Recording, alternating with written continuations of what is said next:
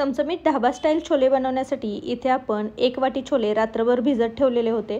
आता हे छोले पाण्यासकट आपण कुकरमध्ये काढून घेणार आहोत। यामध्ये काही खडे गरम मसाले घालायचे, थोडंसं मीठ घालायचं, कुकरचं झाकण लावून लो फ्लेमवरती याच्या 3 ते 4 शिट्ट्या करून घ्यायच्या।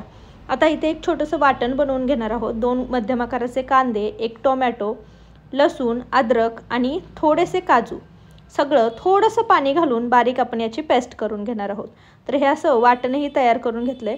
आता कढईमध्ये तेल गरम करायला ठेवायचं। तेल गरम झालं की यामध्ये तयार केलेलं वाटण घालायचं। वाटण मस्त आपण तेलावरती कलर बदलेपर्यंत छान परतून घेणार आहोत। लो फ्लेमवरती साधारण 4 ते 5 मिनिटं वाटण छान परतून घ्यायचं। मग यामध्ये मसाले घालायचे। 1 चमचा काश्मीरी लाल मिर्च पावडर, 1 चमचा घरगुती मसाला, धने जिरे पूड छान टाकून परतून घ्यायचं आणि नंतर यामध्ये चवीनुसार मीठ घालायचं, व्यवस्थित परतून घ्यायचं आणि पुन्हा यामध्ये थोडासा गरम मसाला किंवा छोले मसाला घालायचा। वाटण व्यवस्थित परतलं, याला छान तेल सुटलं की यामध्ये शिजवलेले छोले घालायचे।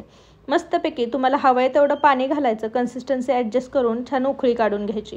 आता एका तडका पॅनमध्ये तूप घालायचं, यामध्ये 1 चमचा काश्मीरी लाल मिर्च पावडर टाकून याचा छान तरतरीत असा तडका आपल्या तयार केलेल्या भाजीवरती घालायचा। तर मस्त ढाबा स्टाईल छोले तयार आहेत।